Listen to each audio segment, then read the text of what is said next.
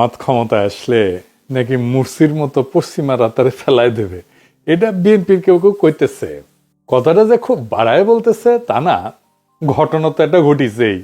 মুরসির মিশরের গল্প দিয়ে শুরু করি যেন বুঝতে সুবিধা হয়। মুরসি কে ছিলেন? মোহাম্মদ মুরসি 2012 থেকে 13 সালে কয়েক মাসের জন্য সেই আরব বসন্তের পরে মিশরের নির্বাচিত প্রেসিডেন্ট ছিলেন।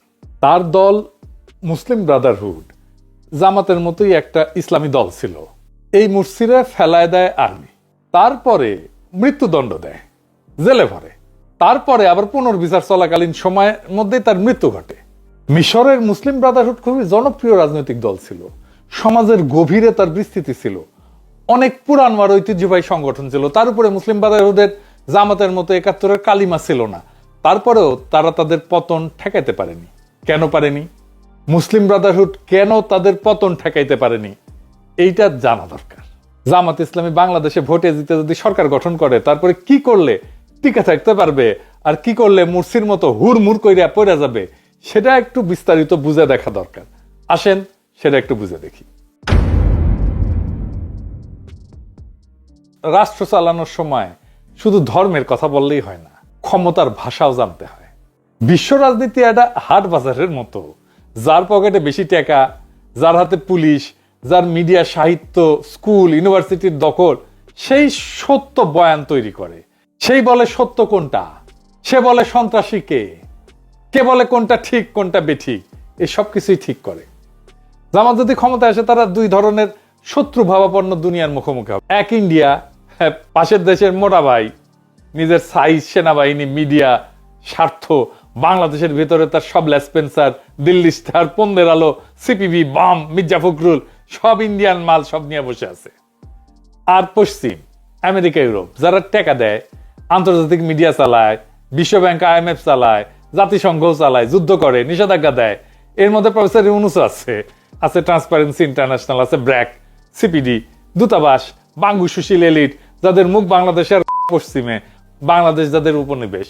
এদের সাথে বিএনপির আন্ডারস্ট্যান্ডিং হয়ে গেছে, তারা নাকি বিএনপির ক্ষমতায় দেখতে চায়। এইটা আমার কথা না, এটা বিএনপি বলে দিচ্ছে। ফয়সালা নাকি হয়ে গেছে, মির্জা ফখরুল নিজে বলিছে, শুনেন। বিএনপিকে দেখতে চায় এখন আন্তর্জাতিক বিশ্ব এবং বাংলাদেশের মানুষ। তো এই পশ্চিমাদের দালালদের ক্ষমতায় আনবেন নাকি আনা উচিত? পশ্চিমারা কেন বিএনপি ক্ষমতা দেখতে চায়?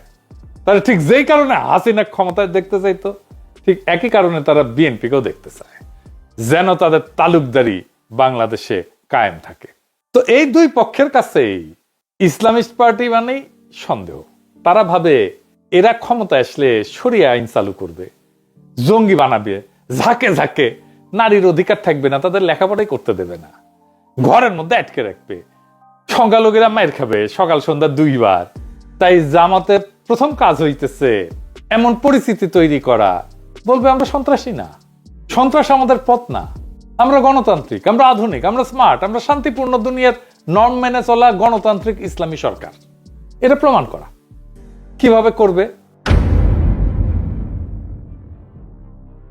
প্রথম কৌশল হইতে হবে একটা ফ্রন্টের মাধ্যমে ক্ষমতায় যাওয়া। একা একা ক্ষমতায় যাওয়ার সক্ষমতা থাকলেও না যাওয়া ক্ষমতায়। ঠিক যেমন ছাত্র শিবির ছাত্র সংসদগুলোতে নির্বাচন করছে, শিবিরের নামে না, কিন্তু ঐক্যবদ্ধ শিক্ষার্থী জোট নামে ভোট করছে। জামাতকেও এরকম একটা জোটের মাধ্যমে ভোটে নামতে হবে। নাম হইতে পারে ধরেন জাতীয়তাবাদী ফ্রন্ট। এইখানে জামাতের সাথে জামাতের বাইরের ফোর্স এককভাবে ডিল করলে এটা হবে না, কালেকটিভ ভাবে ডিল করতে হবে। তাহলে সমানে সমানে ঐক্য হবে। এই ঐক্য হবে চার্টারের ভিত্তিতে, সিটের জন্য না। জামাতের বাইরে জামাতের সাথে যারা থাকতে পারে তারা হইতেছে ধরেন এবি পার্টি। যদিও এই পার্টির নাম শুনলে জামাতের গায়ে সিরবির করবে, আমাদের দল থেকে বের হয়ে যায় পার্টি করিছে। তারপরে ধরেন আপ বাংলাদেশ, রাষ্ট্রচিন্তা, ইনকিলাব মঞ্চ, এমনকি এনসিপি। এইটাকে জামাতের সরকার তখন আর কেউ বলতে পারবে না। জামাতকে সিগনিফিকেন্ট সংখ্যায় বিশ্বসেরা একাডেমিশিয়ান, ইকোনমিস্ট, প্রফেশনাল, নারী, সংখ্যালঘু, লেখক, শিল্পীকে মন্ত্রিসভায় নিতে হবে। এই মন্ত্রিসভা আগে ঘোষণা করে দিতে হবে, সারা দুনিয়া দেখবে এই সরকার বাংলাদেশের স্মার্টেস্ট মালগুলো দিয়ে তৈরি, মাক্কন লোক দিয়ে তৈরি। এই জামাতের বাইরের শক্তি জামাতের ডিফেন্সিভ শিল্ড হয়ে দাঁড়াবে। এবারে আসেন আমরা মুরসির ভুলগুলো কি কি সেটা দেখি। কি কি ছিল তার ভুল? মুরসিরে যেভাবে ফেলা হয়েছে, আপনি খেয়াল করলে দেখবেন একই কাজ প্রফেসর ইউনূসের বিরুদ্ধে করা হয়েছিল, প্রফেসর ইউনূস টিকে গেছে, কিন্তু জামাতে ইসলাম এই একই কাজ করলে টিকবে কিনা সন্দেহ আছে। আমি এক এক করে বলবো, মিলাই দেখেন। মূলত 4টা বড় কারণে মুরসির পতন হয়েছে।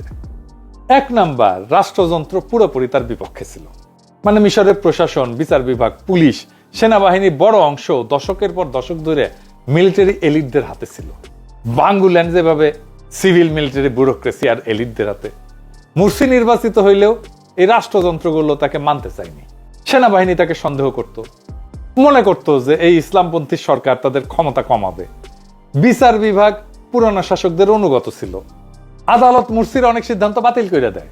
পুলিশ ইচ্ছা করে আইন শৃঙ্খলা নষ্ট হইতে দিত, যাতে জনগণ মুরসির উপরে বিলা হয়ে যায়। মুরসি প্রেসিডেন্ট ছিল, কিন্তু তার হাতে প্রশাসনের কোনো কন্ট্রোল ছিল না। 2 নাম্বার হইতেছে মুসলিম ব্রাদারহুডের রাজনৈতিক অভিজ্ঞতার অভাব এবং রাষ্ট্র চালানোর অভিজ্ঞতার অভাব। এই সংগঠনটা দীর্ঘদিন গোপনে বা আন্ডারগ্রাউন্ডে ছিল। নির্বাচনী রাজনীতি বা রাষ্ট্র চালানোর অভিজ্ঞতা একেবারেই ছিল না বলতে গেলে। অতিরিক্ত দ্রুত নিজেদের লোক বসানোর চেষ্টা করছিল বিভিন্ন জায়গায়, এবং অন্য রাজনৈতিক দলগুলোকে, যারা তাদের মিত্র হইতে পারত, তাদেরকে যথেষ্ট সম্পৃক্ত না করে এই কাজগুলো শুরু করছিল। এবং এই জন্য শাসন কাজে অভিজ্ঞ আমলাতন্ত্রকে সে সামাল দিতে পারেনি। এতে করে মনে হয়েছে যখন নিজেদের লোক বসাইতে চাইছে, মনে হয়েছে মুরসি সবকিছু দখল করতে চায়। বাস্তবতা হয়তো পুরোপুরি সেটা ছিল না, কিন্তু জনমনে এই ভাবমূর্তিটা তৈরি হয়েছিল। 3 নাম্বার হইতেছে অর্থনৈতিক সংকট। মানুষ প্রচন্ড বিলা হয়ে গেছে। মুরসির সময় জ্বালানির সংকট হয়, বিদ্যুতের লোডশেডিং হয়, খাবারের দাম বাড়ে, পর্যটন খাতে ধস নামে। এই সমস্ত কারণে সাধারণ মানুষের হাতে টাকা পয়সা কমে যায়, সাধারণ মানুষের জীবন দুর্বিষহ হয়ে ওঠে, এবং লোকজন বলা বলি শুরু করে মুরসি ক্ষমতায় এসে কিছুই ঠিক করতে পারতেছে না। বাস্তবে কিন্তু অনেক সমস্যা তার আগের সরকার রেখে গেছে, কিন্তু দোষটা তাকেই নিতে হয়েছে। 4 নাম্বার হইতেছে যে মুরসির বিরুদ্ধে বিরোধী দল, সেনাবাহিনী এবং পুরনো শাসক গোষ্ঠী একসাথে জোট বেঁধে ফেলে। এই একই ঘটনা ঘটতে পারে জামাত ক্ষমতায় আসলে। বিএনপি, সেনাবাহিনী, আওয়ামী লীগ একসাথে জোট বেঁধে ফেলতে পারে। মুরসির বিরুদ্ধে তামারাদ নামে একটা আন্দোলন তৈরি হয়, যার পেছনে অর্থ, লোকজন সব দেয় পুরনো শাসকদের ব্যবসায়ী গোষ্ঠী এবং সেনাবাহিনী। তারা মানুষের অসন্তোষকে বড় করে প্রচার করে, মিডিয়া দিন রাত মুরসির বিরুদ্ধে ক্যাম্পেইন চালায়, শেষে লাখো মানুষকে রাস্তায় নামানো হয়। এইটাকে অজুহাত করে সেনাবাহিনী বলে দেশে বিশৃঙ্খলা তৈরি হয়েছে, তাই আমরা ক্ষমতা নিতেছি।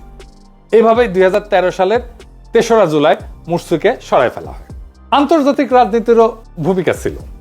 সৌদি আরব এবং ইউএই মুরসিকে পছন্দ করত না, কারণ মুসলিম ব্রাদারহুড রাজতন্ত্রের পক্ষে ছিল না, এবং সেই কারণে ওই দেশগুলোর রাজতন্ত্র মুরসিকে রাজতন্ত্রের জন্য হুমকি বলে মনে করত।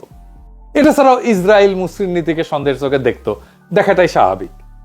যদিও আমেরিকা মুরসি এবং সেনাবাহিনীর 2 পক্ষকে খুশি রাখতে চাইছিল, কিন্তু শেষ পর্যন্ত সেনাবাহিনীর দিকে ঝুঁকে যায়। তো যেই মুহূর্তে সৌদি আরব, ইউএই, ইসরায়েল সেনাবাহিনীর পক্ষে চলে যায়, মুরসির আর তখন কোনো করারই কিছু ছিল না, কোনো ভরসা থাকলো না। মুরসির শেষ ভুল ছিল সংবিধান সংশোধনের ঘোষণা দেওয়া।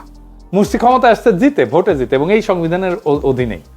এই সংবিধানকে সংশোধন করার ক্ষমতা মুরসির কিন্তু ছিল না।